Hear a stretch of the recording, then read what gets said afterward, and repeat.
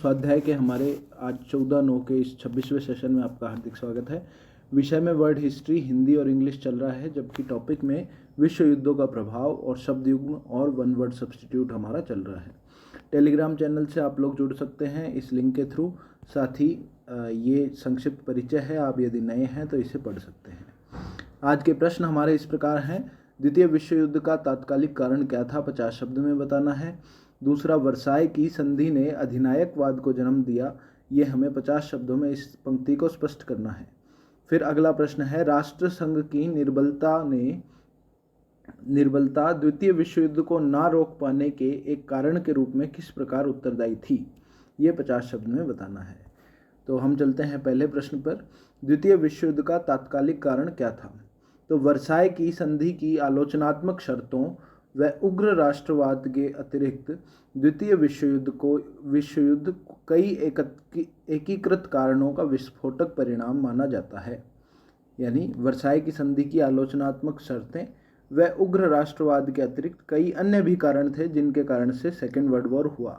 हालांकि तात्कालिक कारण के रूप में 1 सितंबर 1939 को हिटलर द्वारा पोलैंड पर अचानक आक्रमण करने तथा उस आक्रमण के बाद ब्रिटेन व फ्रांस की चेतावनी बाद भी वापस पीछे ना हटने को इसका एक तात्कालिक कारण माना जाता है।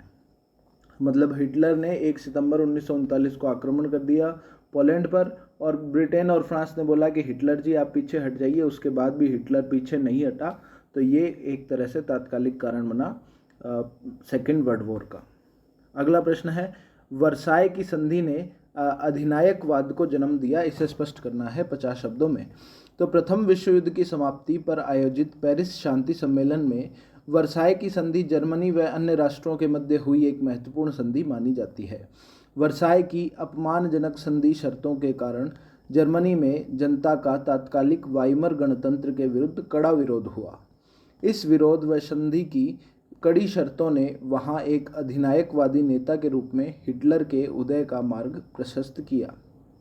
इसी दौरान इटली व जापान में भी अधिनायकवादी भावनाएं प्रबल हो चुकी थी। यहाँ मुझे इटली के साथ मुसोलिनी का नाम भी जरूर जिक्र करना था, तो मुसोलिनी का यदि मैं नाम जिक्र कर देता तो ये उत्तर और बेहतर हो जाता। चलिए कोई बात नहीं, आगे इसका ध्यान रखूँगा मैं। फिर आप इसमें ज़रूर अपने ओर से अमेंड कीजिएगा जब आप इस आंसर को राइट कर रहे हों। फिर मैं अगले प्रश्न पर चलता हूँ। राष्ट्रसंघ की निर्बलता ने द्वितीय विश्व युद्ध को ना रोक पाने के एक मुख्य कारण के रूप में किस प्रकार उत्तरदायी थी? तो ये हमें 50 शब्दों में बताना है कि किस तरह से राष्ट्रसंघ की निर्बलता भी एक सेकेंड वर्ल्ड वॉर का कारण रहा। तो यदि हम प्रथम विश्व युद्ध के उपरांत आयोजित पेरिस शांति सम्मेलन का ध्यानपूर्वक अवलोकन करें तो हम राष्ट्रसंघ को उसके अंतिम उत्पाद यानी एंड प्रोडक्ट के रूप में पाते हैं। विश्व शांति के उद्देश्य से स्थापित यह वैश्विक संगठन छोटे राज्यों के झगड़ों को निपटाने में तो सफल रहा, लेकिन बड़े राज्यों के मामले में यह शक्तिहीन साबित हुआ लिखना था यहाँ, शक्तिहीन साबित हुआ, जिसके परिणाम स्वरूप छोटे राज्यों का भी इस व्यवस्था से विश्वास खत्म हो गया। अब छोटे राज्यों ने भी अपनी सुरक्षा हेतु प्रमुख शक्तियों के साथ सैनिक संधियां शुरू कर दी। यानी एक तरह से जिस तरह पहले विश्व युद्ध के दौरान सैनिक संधियां हुई थी, उसी तरह अब वापस से सैनिक संधियां शुरू हो गई। परिणाम स्वरूप सेकेंड विश्व पुनः 2 गुटों में बंट गया, जिसकी परिणति सेकेंड वर्ल्ड वॉर के रूप में हुई। तो ये हमने सेकेंड वर्ल्ड वॉर के रूप में के कारण के रूप में राष्ट्रसंघ की निर्बलता क्यों उत्तरदायी रही, इसके बारे में जाना। हम चलते हैं हिंदी में शब्द युग्म के टॉपिक पर। तो परिच्छद और परिच्छेद। परिच्छद यानी वस्त्र ढकने की वस्तु, परिच्छेद यानी विभाग या पैराग्राफ। प्रसाद और प्रासाद। प्रसाद यानी कृपा, प्रासाद यानी महल। प्रेषित, प्रोषित, प्रेक्षित।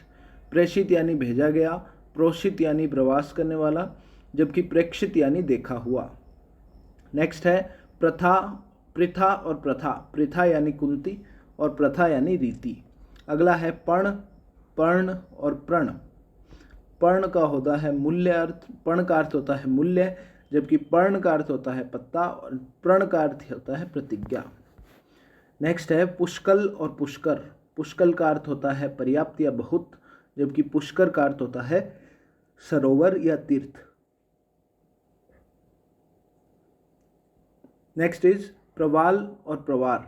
प्रवाल यानी मूंगा, मूंगा जिसे हम कोरल रीफ्स भी कहते हैं, हम इसे ज्योग्राफी में पढ़ते हैं, फिजिकल ज्योग्राफी में, भौतिक भूगोल में।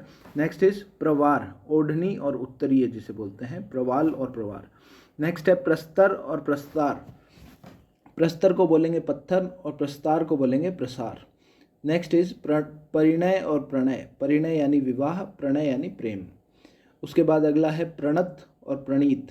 प्रणत, प्रणीत और परिणीत। तो प्रणत का हुआ झुका हुआ, प्रणीत का अर्थ है रचित और परिणीत का अर्थ है विवाहित। तो ये हमने हिंदी पढ़ा। अब हम चलते हैं इंग्लिश में, जिसमें हमारा वन वर्ड सब्स्टिट्यूट टॉपिक चल रहा था। 153 तक हमने पिछले सेशन में डिस्कस किए। 154 पे चलते हैं। A child whose parents are dead, यानी ऐसा बच्चा जिसके माता पिता दोनों की मृत्यु हो गई हो, वो कहलाता है अनाथ, that is called as orphan.